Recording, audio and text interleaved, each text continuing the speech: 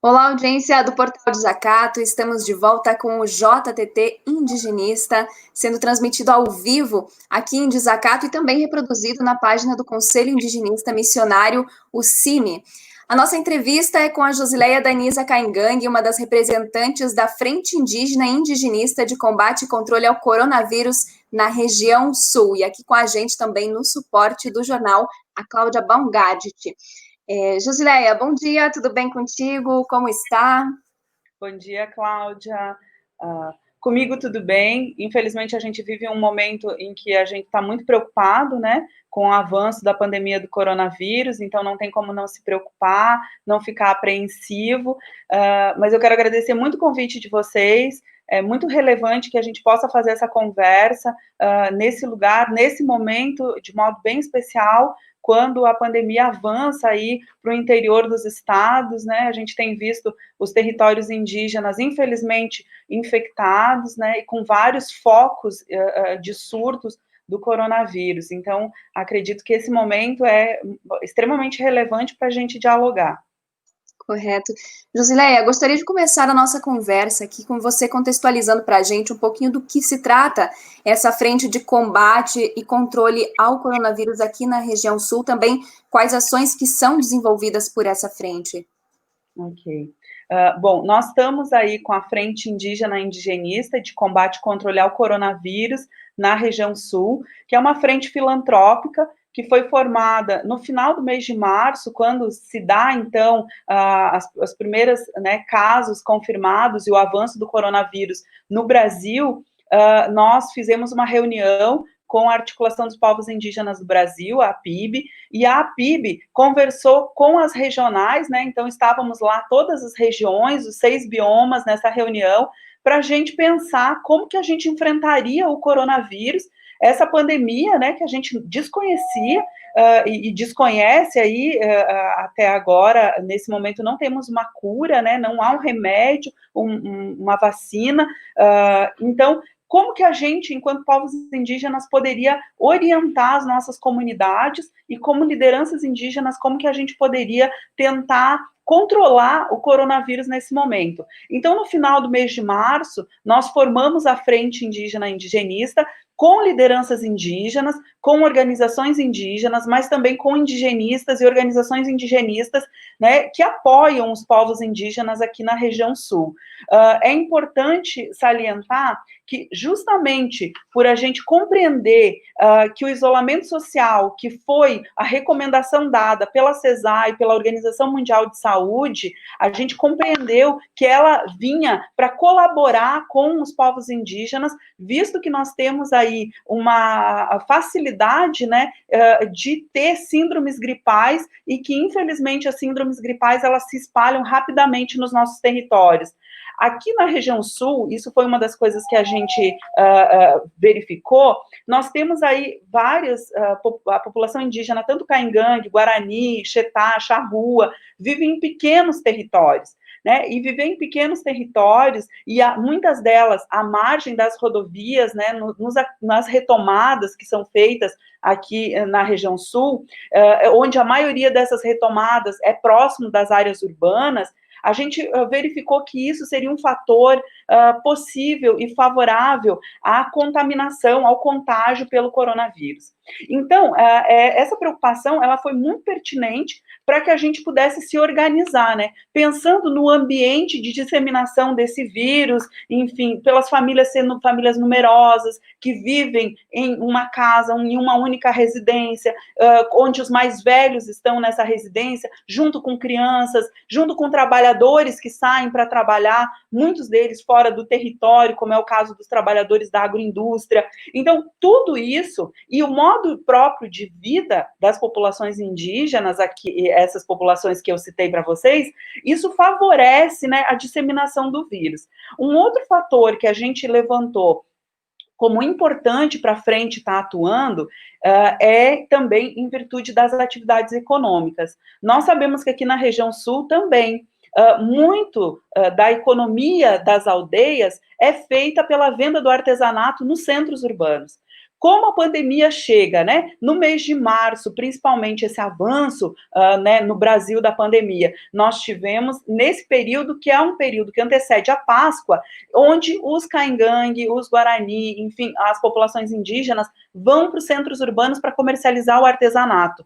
Sim. E essa comercialização, ela dá o recurso necessário para que eles possam, enfim, ter uma garantia de sustentabilidade até o final do ano, que é quando vem o período do verão, que novamente esses artesãos saem para fazer a venda do artesanato. Então, como garantir, como uma frente preocupada, né, com a segurança e com a disseminação do vírus, que os artesãos não saíssem para comercializar o artesanato, então permanecessem em isolamento social, mas também garantindo que eles tivessem garantia de alimentação. Né, ter pelo menos a sustentabilidade garantida, né, de ter a comida na mesa, e essa foi uma grande preocupação. Então, nós trabalhamos aí com algumas frentes. Uma delas com relação à alimentação, né, então buscar apoio para que a gente pudesse fornecer para as comunidades indígenas, principalmente para as retomadas, né, essas alimentações, mas também fazer um apoio produzindo cards, produzindo material de áudio, de vídeo,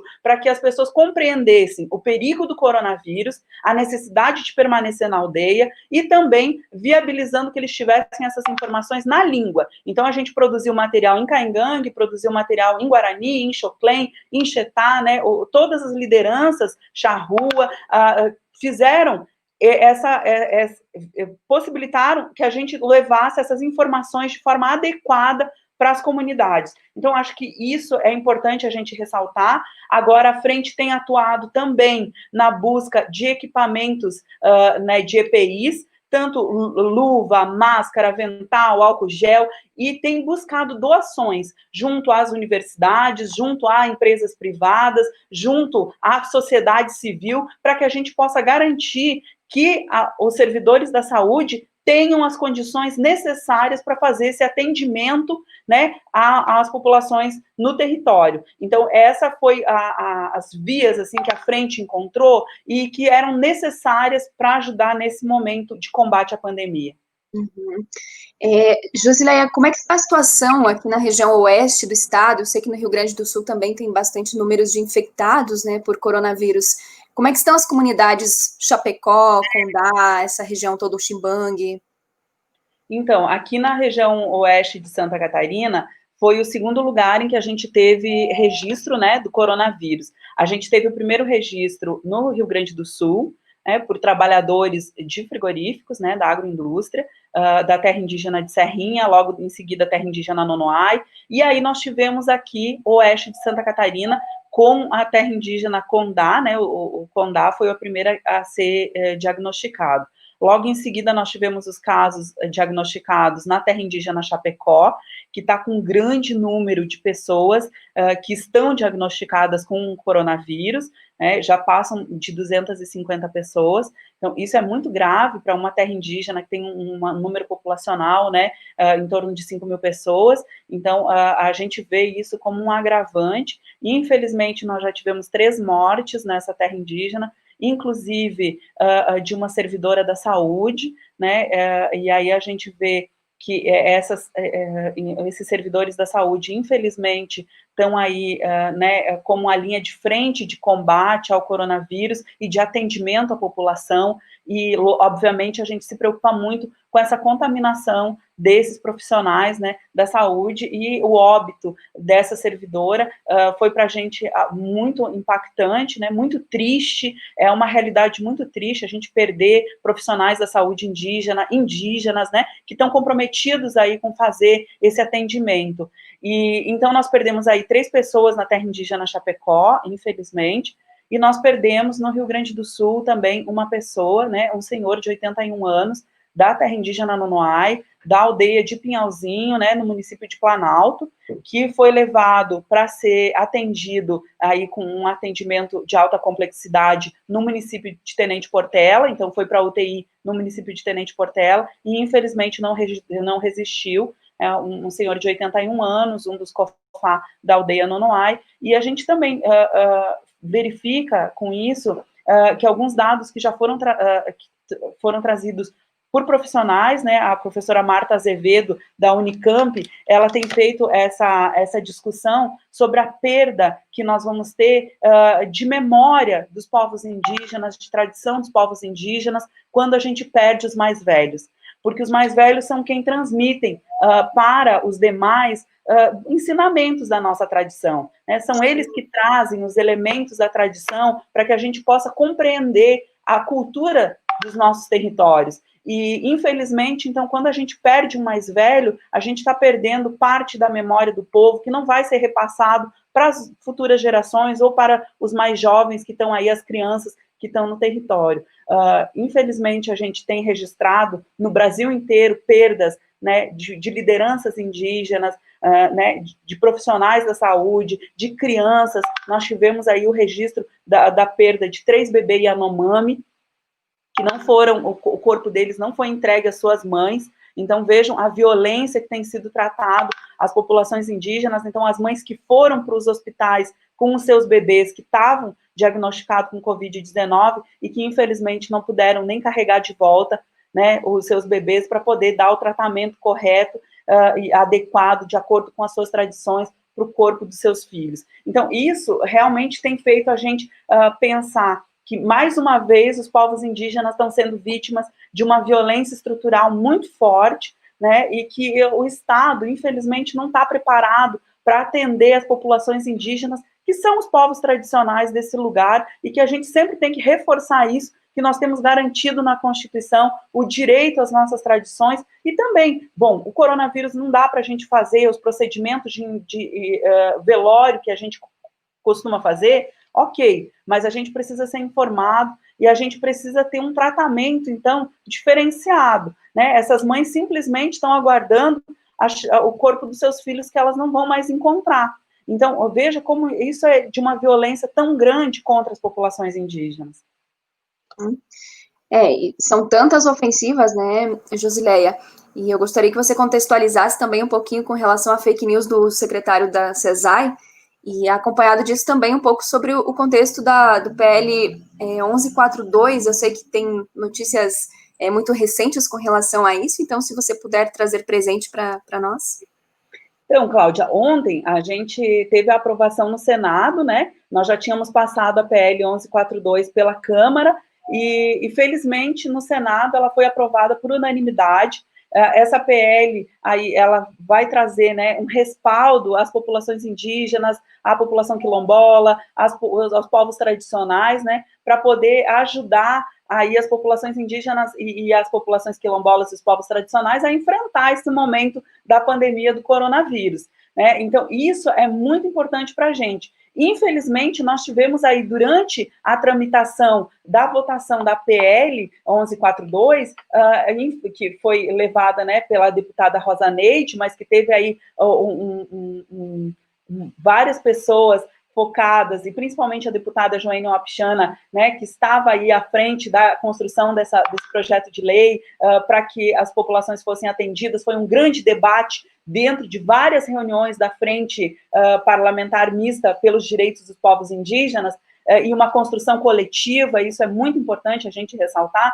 Então, e aí foi levada à votação, e infelizmente o secretário da CESAI, o secretário Robson, ele falou algumas coisas que não são verdadeiras, né, com relação à retirada da CESAI, da atuação da CESAI, né, que a CESAI deixaria de fazer o seu papel, e não é isso, né, muito pelo contrário. A PL 1142, ela vem para auxiliar as populações, principalmente os povos indígenas, nesse momento em que a gente não está tendo respaldo nenhum. E aí, com relação a isso, Cláudia, eu acho que é importante também a gente lembrar que no primeiro momento da pandemia, não se falava nos povos indígenas, né? A gente sabe que, historicamente, os povos indígenas são população vulnerável com relação a síndromes gripais, né? Imagina com relação ao coronavírus. E, infelizmente, não havia nenhuma fala, nem do ministro da Saúde, nenhuma fala do secretário da CESAI, nenhuma fala da presidência da República relacionada aos povos indígenas. Então, fomos nós, povos indígenas, através do movimento indígena, né, que pautamos com bastante ênfase o coronavírus nesse momento e a chegada deles nos nossos territórios. Durante o acampamento Terra Livre, agora desse ano de 2020, que foi o acampamento Terra Livre online, nós tivemos várias discussões sobre o coronavírus. A gente trouxe para o acampamento Terra Livre vários cientistas, né? Nós conseguimos trazer aí a Fiocruz para o debate, trouxemos vários médicos sanitaristas para o debate, organizações indígenas preocupadas, cientistas que estavam preocupados, inclusive o IBGE, né, que fez aí uma pesquisa demográfica, aí junto com a professora Marta Azevedo, e conseguiram produzir um caderno de insumos sobre a Covid-19 e os povos indígenas, que está disponível, todo mundo pode acessar, e aí a gente conseguiu falar com as pessoas do território, as nossas lideranças, e conseguimos construir aí uma agenda, né, junto com a deputada Joênia, para que a gente pudesse fazer essa incidência dentro da Frente Parlamentar Mista, né, pelos direitos dos povos indígenas, pautando a Covid-19. Trouxemos o secretário da CESAI para uma reunião, onde ele garantiu que não faltavam recursos financeiros, né, para a CESAI para fazer um enfrentamento. Infelizmente, o que a gente vê nesse momento, e que não é culpa dos profissionais indígenas de forma alguma, muitas vezes eu fico pensando também que também não é culpa de quem está aí no enfrentamento dentro dos polos base, mas que tem faltado, infelizmente, equipamentos de EPIs que são prioritários para que os profissionais indígenas possam fazer aí a verificação e possam atender o território. Então, se não falta recurso financeiro, como disse o secretário, infelizmente tem alguma coisa errada, que não está chegando equipamento de segurança para fazer o atendimento nas comunidades, não está chegando atendimento suficiente que dê conta, né, de atender os povos indígenas. Nós vemos hoje, nesse momento, que infelizmente as equipes de saúde estão com falta de profissionais. Então, como é que você vai fazer um atendimento adequado se faltam profissionais e se para os profissionais que existem aí, que estão fazendo atendimento, faltam equipamentos de segurança, né? Aí não justifica você ter recurso financeiro e não aplicar eles nas terras indígenas como deve ser e como é o adequado. E aí essa PL vem, então, para contribuir com os povos indígenas, né? Seja na melhoria e nos recursos financeiros para poder atender melhor as comunidades com as equipes de saúde, com a CESAI, enfim, injetar aí um recurso, seja garantindo a alimentação nos territórios, porque isso é prioritário, né? Uma população não pode ficar em isolamento social sem ter a garantia de alimentação. Está certo, Josileia. Esse espaço também está sempre aberto para que a Frente Indígena e Indigenista possa trazer essas informações atualizadas. Teria mais alguma consideração final, algo que você considera que é importante que as pessoas, que a nossa audiência, que o pessoal que nos assiste saiba nesse momento?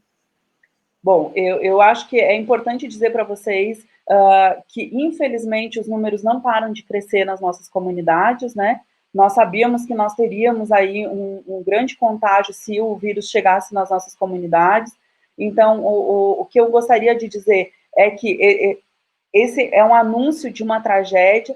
Nós queremos enfrentar isso com um conjunto de ações que vêm sendo pensadas e articuladas, tanto pela APIB, quanto pelas organizações indigenistas, quanto pela Frente Indígena, né? Então, nós estamos pensando essas ações articuladas, mas nós queremos fazer essas ações articuladas com o apoio da sociedade brasileira, né? Com o apoio do governo também, que infelizmente tem feito vários ataques nesse momento. A gente tem visto aí a invasão das terras indígenas, né, pelos madeireiros, por garimpeiros.